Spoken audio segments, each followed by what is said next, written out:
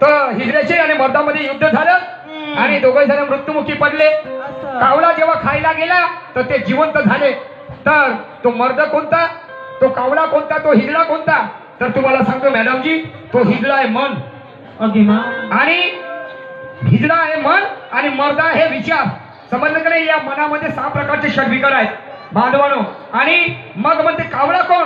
तर कोणी असो, हिजडा असो, कोणी मर्द असो, त्याला एक ना एक दिवस मरणे म्हणजे एक ना एक दिवस त्याच्यावर काळ झेप घेत असते. काळ समजलं का नाही? तो काळ म्हणजे कावळा.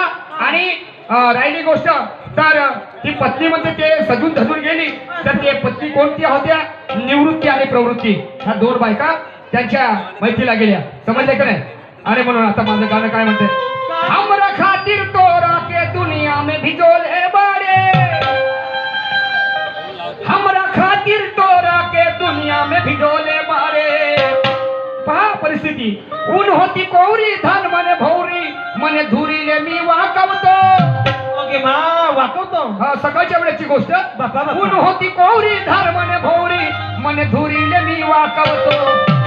हे शिवानी सांग एवढ्याने होईल का शिवहानी, नाहीतर ताकदीने पुन्हा थकवतो. सांग एवढ्याने होईल का शिवहानी, नाहीतर ताकदीने पुन्हा थकवतो.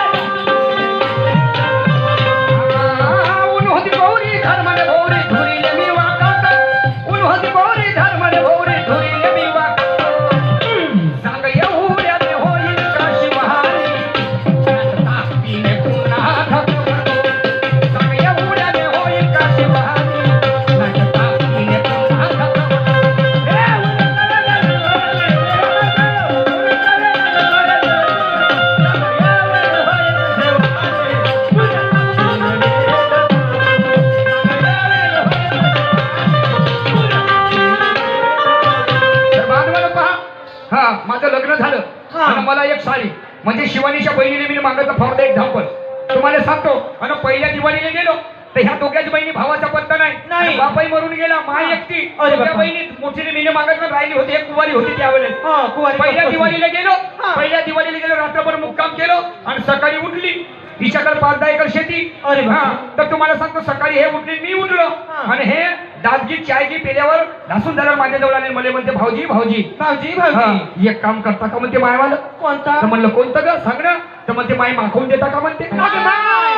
काय म्हणलं चांगली बोल ना. तर म्हणते बंडी. असं म्हणलं ठीक आहे ना. बंडी माखवून देता का म्हणते. म्हणलं ठीक आहे. आणि मग तुम्हाला बंडी बाहेर काढली आणि म्हणलं होय तू धुरीकर होय म्हणलो. कुठे आहे म्हणलं ते आई कुठे आहे माखवाचं. तो डब्बा आणून दे म्हणलं मायाकर. आणि इले केलं धुरीकर.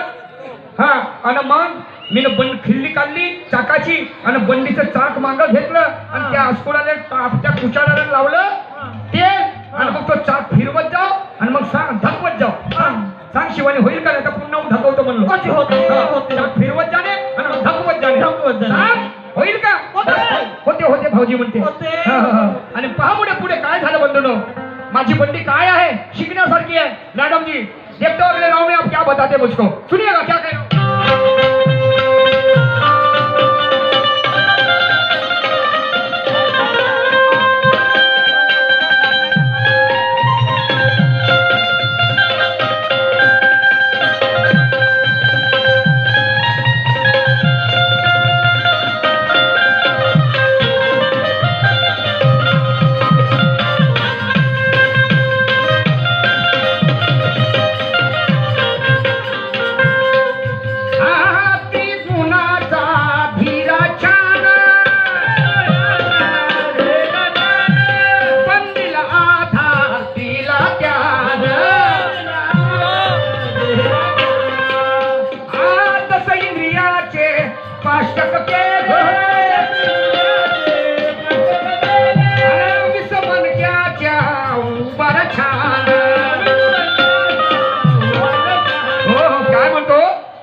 त्रिगुणाचा दिला छान आणि बंदीला आधार दिला त्यानं.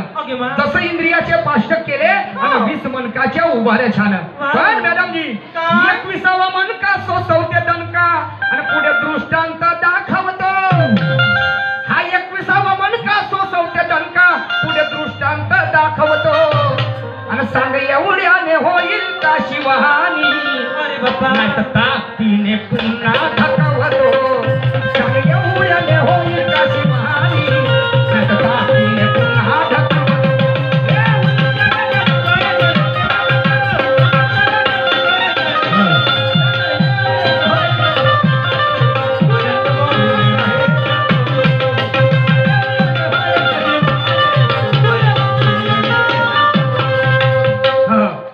वेळ आमचा संपलेला आहे असं त्यांचं म्हणणं आहे पण 2 मिनिटं थांबा हे बंडी खूप समजणं गरजेचं आहे कारण आम्ही शेतकरी लोक आहोत समजलं काय का पुढच्या काळामध्ये काय म्हणतो ते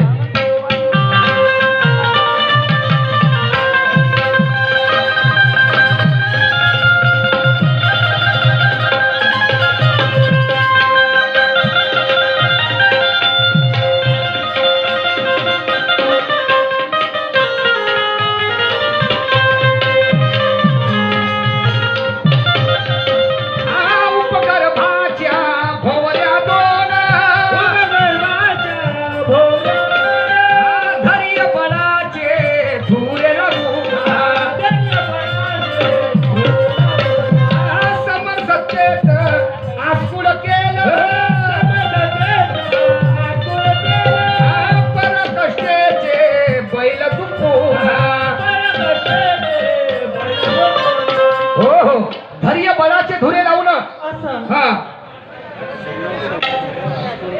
धैर्य बळाचे धुरे लावून आणि समर सत्तेचा आस्कूड केला पराकष्टाचे बैल जुंपून आणि ते बंडी माखवण्यासाठी हिची बंडी माखवण्यासाठी मी तेल कशाचं घेतलं कशाचं तेल बनवलं मायेचं तेल घेऊन थोडं आणि हिची बंडी मी माखवतो मायेचं तेल घेऊन थोडं हिची बंडी मी माखवतो सांग एवढ्याने होईल का शिवहानी नाही तर ताकदीने पुन्हा धकवतो सांग एवढ्याने होईल का शिवहानी नाही तर ताकदीने पुन्हा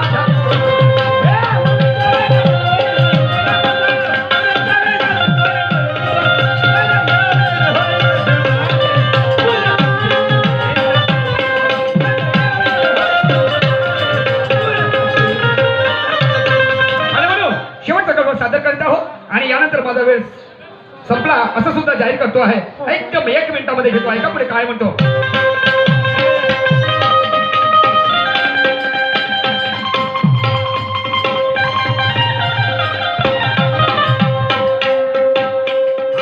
कोडीच्या बंडीले हिमतीची डोगी प्रतिनेच्या जुवास 2 नर भोगी विचाराचे शिव राहणार गुरु पुरुषोत्तम सांगतो या काय म्हणतोय कुडीच्या बंडी कशाची बनवली बांधवानो कशाची कुडीच्या बंडीले हिमतीची डोंगी आणि प्रज्ञेच्या जुवास 2 नर भोगी तर्क विचाराचे शिवरा नर आणि गुरु पुरुषोत्तम सांगतो या खरं अरे मग निशाण हसून बंडीवर बसून आणि पुढते पाशान चुकवितो बंडी जेव्हा मापून झाली तेव्हा मला बसू दे ना म्हणलं आता त्या बंडीवर ओके तमतम करता बसता पहिले धकवल्या म्हणे आता बंडीवर बसता म्हणे अरे बापा आता म्हणलं काय कष्ट करेना 20 नका भार काय 30 सांगतं का म्हणलं बसीन म्हणलं त्या बंडीवर नाही हे नाही म्हणे जबरदस्तीने बसलो समजलं का नाही निशाण हसून बंडीवर बसून पुढते पाशान चुकवितो पण ए शिवानी सांग एवढ्याने होईल का शिवहानी नाचता तिने